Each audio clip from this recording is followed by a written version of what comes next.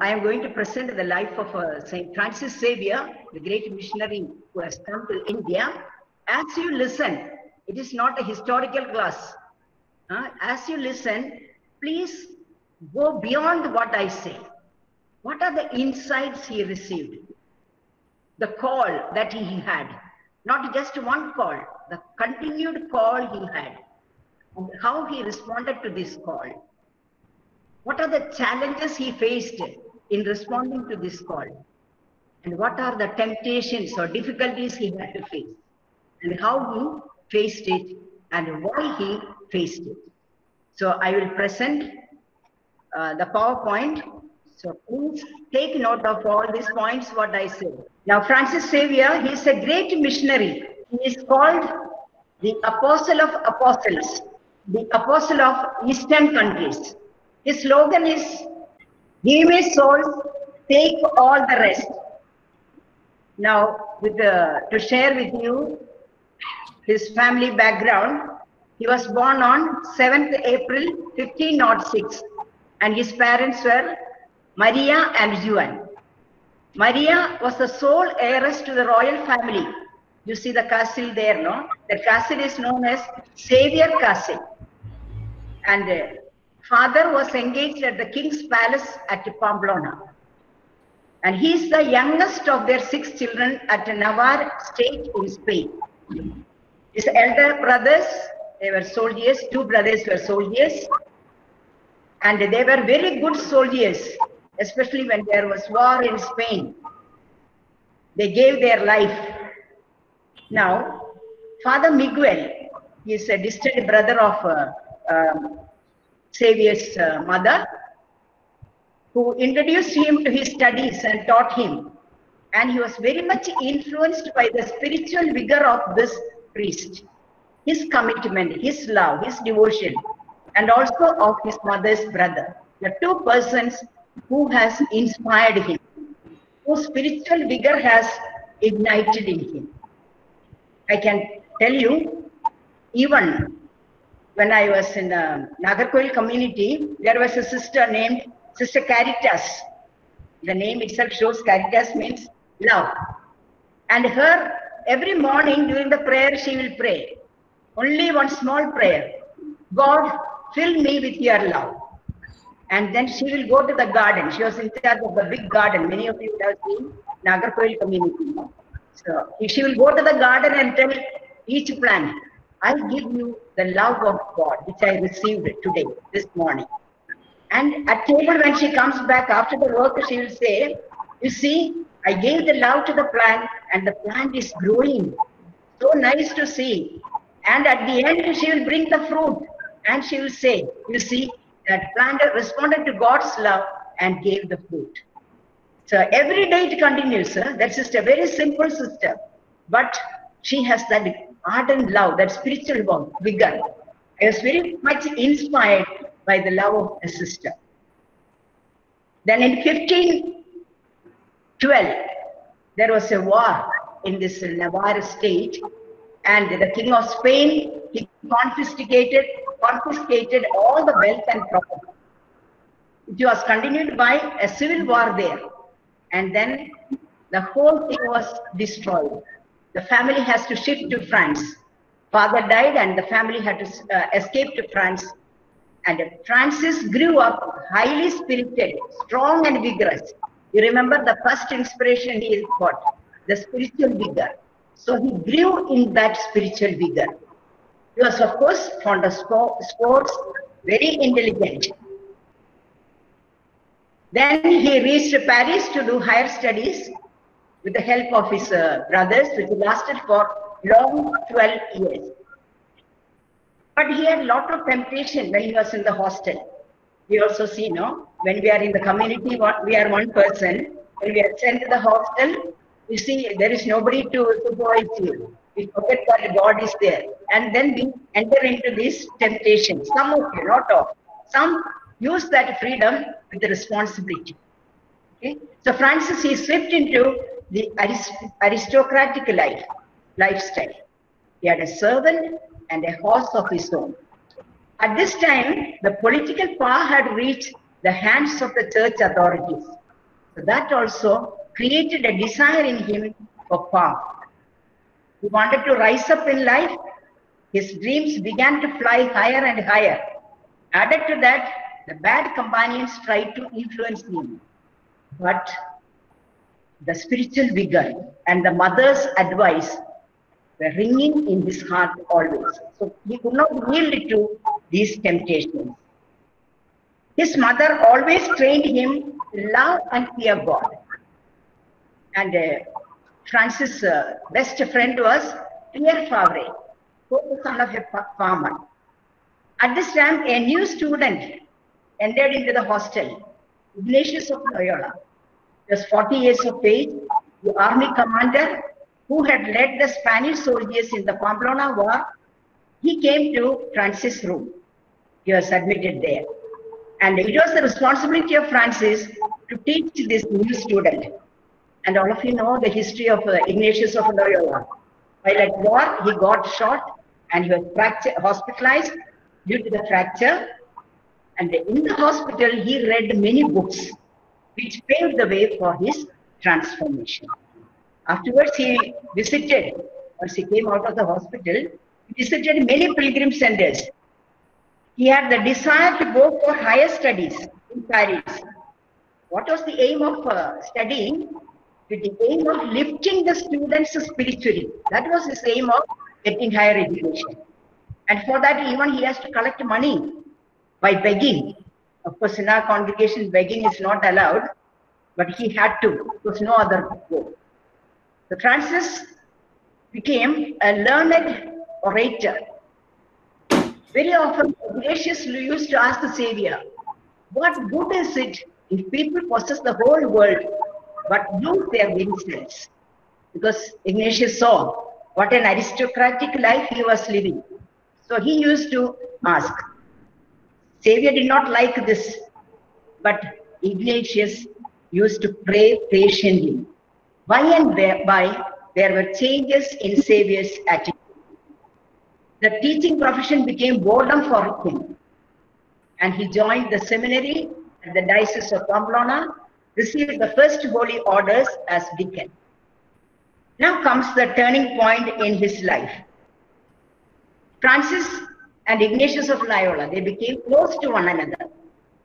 Their heart blazed for Jesus. And slowly, Pierre Fabre and Francis Xavier became disciples of Ignatius of Loyola in 1533 and 1544. Later, 5 more persons joined as disciples. This is another thing that we have to take note of. When we really live the passion for Christ, many will be attracted to us. To us means to live the religious consecrated life. Today is a question mark for us. Why the vocation is declining? And we have seen in the beginning of any mission in any country, there were plenty of sisters coming forth.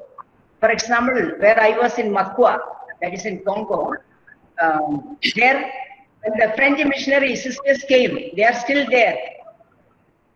When they came, when you look at the history of that delegation, we see there are nearly 9 sisters from that little village, Makwa, where the sisters, French missionaries landed. And then by and by, we don't see many vocations. Why? It is a question to be asked. So, 5 persons joined as disciples in the beginning itself, seeing the life of St. Francis Xavier and Ignatius of Loyola. Now, Ignatius led a 40 days retreat for 7 of them. At this retreat, Francis got transformed into a new person, decided to give shape to a new ascetic community. Then in 1534, all the 7 of them pronounced the vows of poverty, chastity, and obedience. They decided to prepare projects for the evangelization activities. There is no ready-made project. We know today that when we are transferred, immediately we ask what mission I have to do. I remember in this situation, our sisters, when they went to Latin America, Peru, you see, they have to search, they have to earn their livelihood. So this is important. So here, when they started living together, they started preparing projects for the evangelization activities. Then for this new ascetic group, we have to get a permission from Pope, the approval. So Ignatius departed for Rome to seek the approval, Pope's approval of this new ascetic group. So when Ignatius left, others planned to join Ignatius at Venice, and they started the pilgrimage to the holy places. Even there, when they are traveling, they were traveling with the minimum things. Seeing their lifestyle, again, they got many lay people were attracted. They got 2 priests and 1 layman to their community. Now, they were walking by foot. They reached Venice, singing psalms, staying at inns during the night, debating with the Protestants. I can see that even today, in France, we can see many of the lay people, they go walking to the pilgrim centers. Even in Tamil Nadu, I have seen, but other places I do not know, maybe everywhere, people walking and going to the pilgrim centers. Okay. Then Francis got permission for the priestly status. And they reached Rome, Ignatius, where they met Ignatius. Ignatius greeted them at Venice. Venice also, they don't keep quiet. Wherever they go, now there was a block. No ships to travel again. So they started serving the sick in the hospitals. And as they are doing their pilgrimage, they have to get the blessings from Pope. So they set out to Rome again. And the Pope, seeing them, he was very happy about their knowledge, about their spiritual vigor and enthusiasm. And they could obtain, Pope granted them the permission to obtain ordination from any bishop. Even he gave some money for their pilgrimage, because he knew that, Pope knew that they don't have enough. That is Pope Paul III. Then on 24th of June 1537, there was ordination of these 7 members. Again, they dispersed for retreat. Offered the first Holy Mass in September at a monastery in Vicenza. Vicenza is a place, today's saint. Bartholomew is from Vicenza. Now, can you tell me, they gave this name Society of Jesus to the Society of the Jesuits. Why this name? I have closed this. Okay. Now, that their desire to imitate Jesus roused and mounted up. That is why this name, Society of Jesus, is given. Now, for example, for us, why Sisters of the Cross? The reason, earlier we were called Daughters of the Cross. Daughters of the Cross because those days in the parish, there are many pious associations known as Daughters of the Cross. And there was special devotion to the cross. That was central those days. So we are called Daughters of the Cross. But how it became Sisters of the Cross, if any of you know, you can enlighten me. I am not very sure about that. How we came to be called as Sisters of the Cross. In India, we are known as Holy Cross Sisters. But today we should be known as Sisters of the Cross of Shabbat. Okay. So they continued their activities, and Francis reached Bologna. And the activities, they were begging food, teaching the children the ways to truth and love, and they have to do hard work and penance. And this turned Savior to be a sick person. Pope Francis gave Francis Xavier the governing authority of St. Lorenzo Church. Again, he was engaged there in the evangelization work.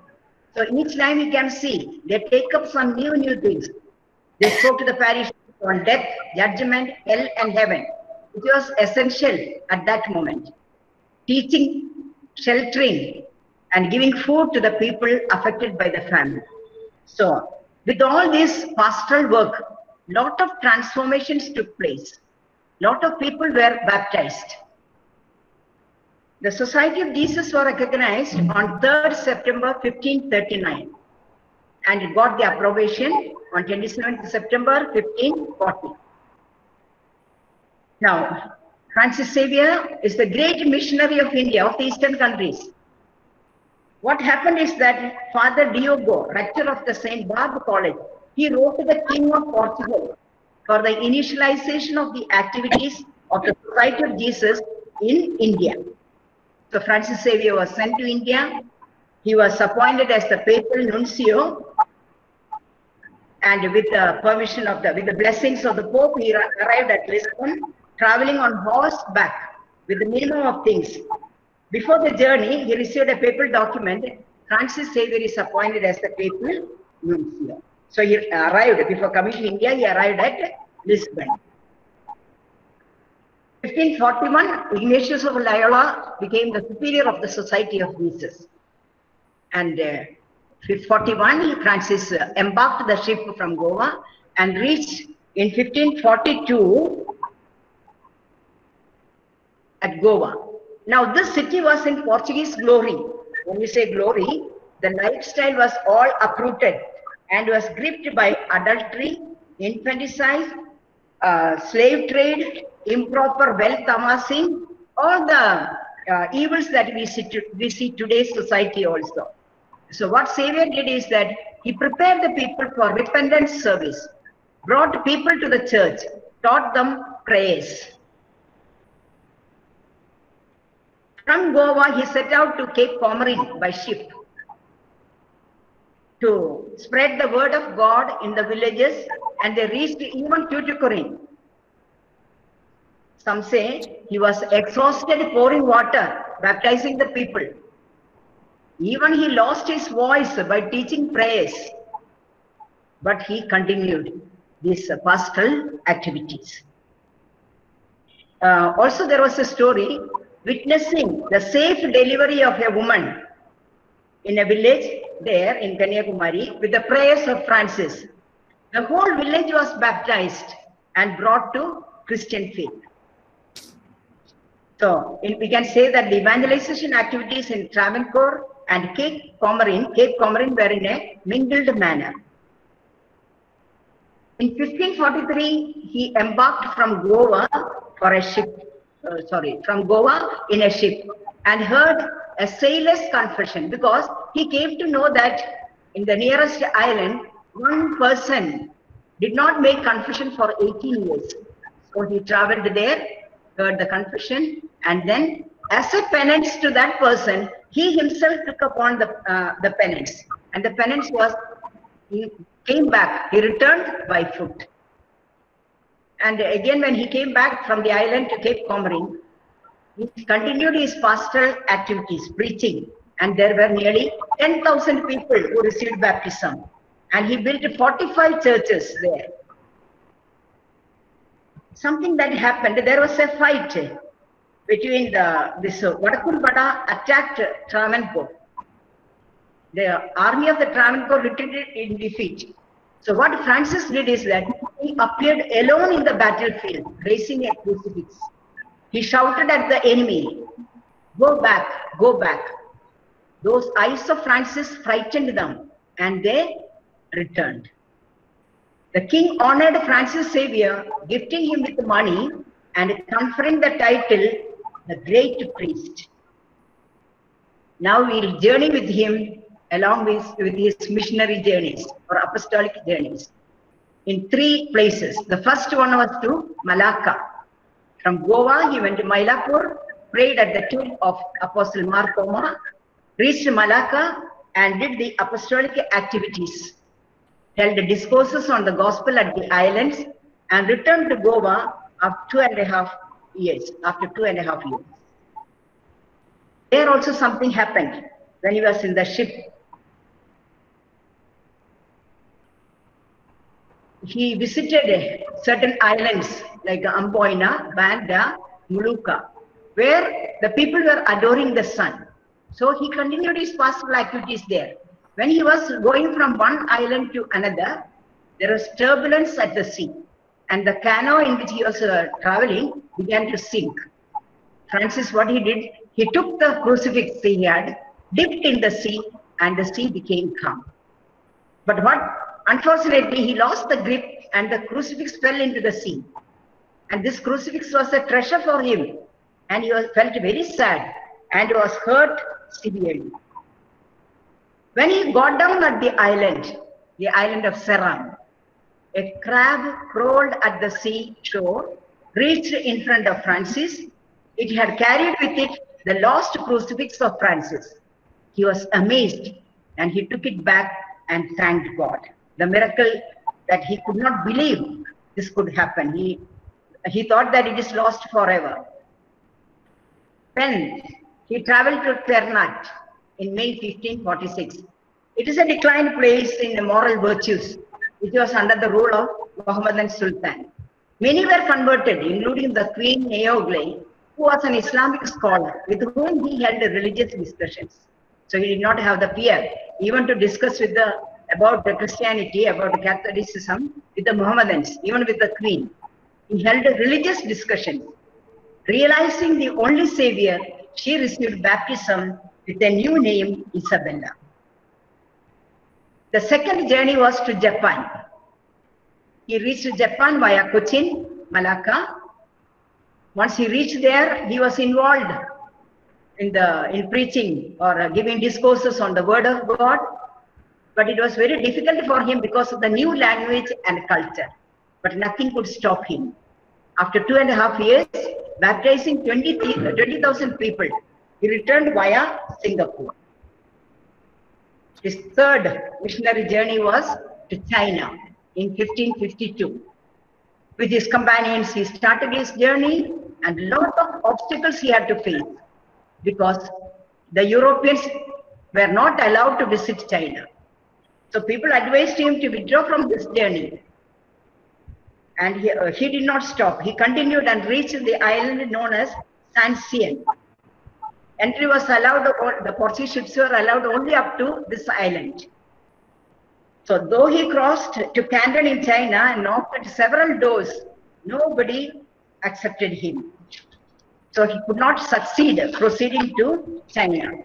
Even one Chinese merchant promised him, he will come and take him. He will give him the money also, help, what he collected from the people. But he did not appear. So Francis was very much upset. Still he did not stop. He stayed there in that island near China. So the Portuguese inhabitants in that island welcomed him. He had an old friend of his, George Alvarez. He welcomed him to his house, and Francis built a hut by the seaside, held holy mass, imparted spiritual services, and baptized many African slaves and Mohammedans. But what happened is that being exposed to cold, wind and rain continuously, he fell ill. He looked towards China. That was his dream, his heart's desire. Stretched the crucifix towards it. Consumed with the fever, exhausted by all privations he had endured, he lay dying. He fixed his eyes on the crucifix and offered all his sufferings for the salvation of people. Suddenly the end came. His face became radiant with heavenly joy, and with the tears in his eyes, he said the words, "I have believed in thee, O God, I shall not be confounded." And he gave up his soul to God. Then some sailors in the island put his body in a coffin with a great quantity of lime so that the flesh might be quickly consumed and buried. They took the body with them on the ship to Malacca. As soon as his body arrived, the plague there stopped. Then the body was taken to Goa, where it is still preserved. 2 months later, they opened the coffin and they saw his body was entirely fresh. So dear sisters, I stop here, but I want some interaction from the sisters. Can any one of you say, what are the insights and inspirations that you received from the life of Francis Xavier? Please unmute yourself and say. Sister, I got the inspiration. Though he is a foreigner, he came to India and he learned the language in India. And he preached and he taught them in Tamil. So that really touched me a lot. And then he prayed to the Lord, give me soul and take all rest. He did not ask for any of the glory or any fame and like that way, richness, but he asked for the souls to take all the souls towards God and to save the souls. That was his prime motto that he had. As well as it was so much touched. He studied the education. It's not for to become somebody great and to shine in the society, but his aim to lift the students in spiritually. That also touched me more. And what he learned from his mother, he carried out till the end. That is love of God. Okay, love God and fear God. That really touched me. And his aim was completely fixed on what he for what he has come and what was his purpose.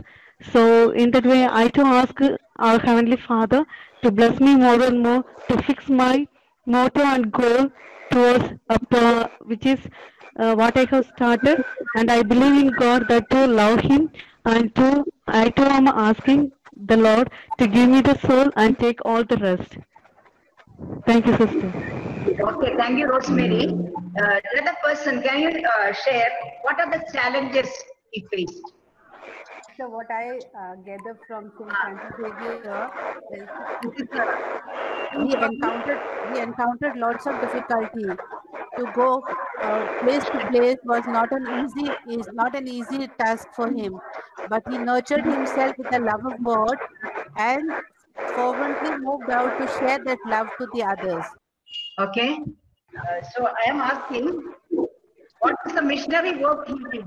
Sister, first What of about all, when he came to Goa, when people are living in sinful life, he took great care to bring them back. He preached uh, to repent so that they can come back to God. and he discovered each place he discovered what is the need of that place, and accordingly he carried out the missionary activity. And we see that the love of Jesus Christ, that only urged him to do this, to cross the border.